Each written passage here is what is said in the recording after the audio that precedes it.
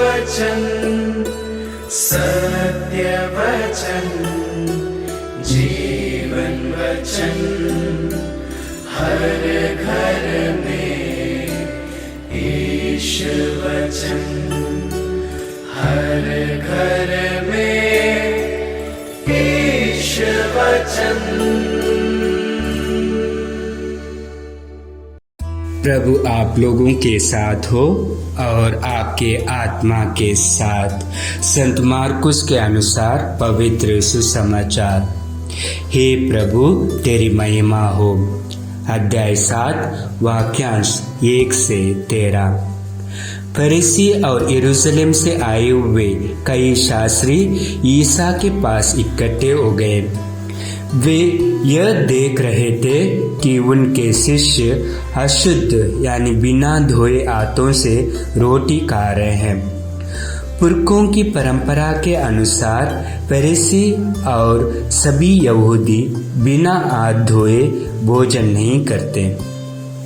बाजार से लौटकर वे अपने ऊपर पानी छिड़के बिना भोजन नहीं करते और अन्य बहुत से परंपरागत रिवाजों का पालन करते हैं, जैसे प्यालों, सुरैयों और कांसे के बर्तनों का शुद्धिकरण। इसलिए फरीसी और शास्त्रियों ने ईसा से पूछा, आपके शिष्य पुरखों की परंपरा के अनुसार क्यों नहीं चलते? वे क्यों अशुद्ध हाथों से रोटी खाते हैं? ईसा ने उत्तर दिया, ईसाइयास ने तुम ढोंगियों के विषय में तीखी भविष्यवाणी की है, जैसा कि लिखा है, ये लोग मुख से मेरा आदर करते हैं, परंतु इनका हृदय मुझसे दूर है। ये व्यर्थ ही मेरी पूजा करते हैं और ये जो शिक्षा देते हैं वे ये मनुष्यों के बनाए हुए नियम मात्र। तुम लोग मनुष्य की चलाई हुई परंपरा बनाए रखने के लिए ईश्वर की आज्ञा टलते हो। ईसा ने उनसे कहा, तुम लोग अपनी परंपरा का पालन करने के लिए ईश्वर की आज्ञा रद्द करते हो, क्योंकि मूसा ने कहा, अपने पिता और अपनी माता का आदर करो, और जो अपने पिता या अपनी माता को शाप दे उसे प्राण दंड दिया जाए। परंतु तुम लोग यह मानते हो कि यदि कोई अपने पिता या अपनी माता से कहे, आपको मुझसे जो लाभ हो सकता था वह कुर्बान है, तो उस समय से वह अपने पिता या अपनी माता के लिए कुछ नहीं कर सकता है। इस तरह तुम लोग अपनी परंपरा के नाम पर जिसे तुम बनाए रखते हो, ईश्वर का वचन रद्द करते हो और इस प्रकार के और भी बहुत से काम करते रहते हो। प्रभु का सुसमाचार। ये क्रिस्त तेरी स्तुति हो। स्वस्थ शरीर और स्वच्छ मन में ईश्वर का वास होता है। इंसान में आंतरिक पवित्रता मन की शुद्धि से आती है, ना कि गंगा स्नान करने से।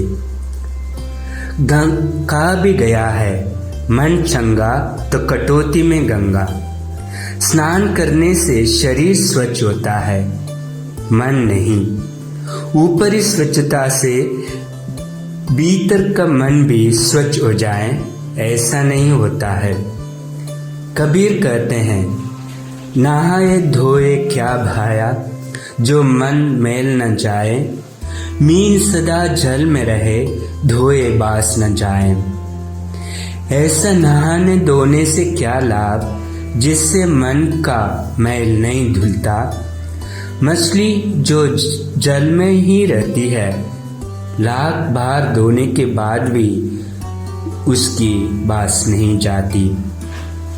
मन की निर्मल प्रवृत्तियां मनुष्य को धर्मी बनाती है और कुप्रवृत्तियां अधर्मी। निर्मल भाव से विचार भी निर्मल होते हैं।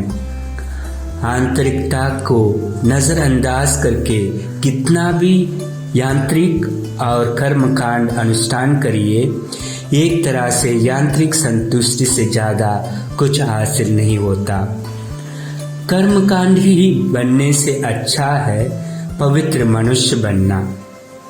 आत्मावलोकन से ही मनुष्य इंसान बन सकता है। इसलिए एक स्थान पर स्वामी विवेकानंद ने कहा था, ढोंगी बनने की अपेक्षा स्पष्ट रूप से नास्तिक बनना अच्छा है। आज के सुसमाचार में शास्त्रियों एवं फरीसियों की परंपरा खोखली सी जान पड़ती है।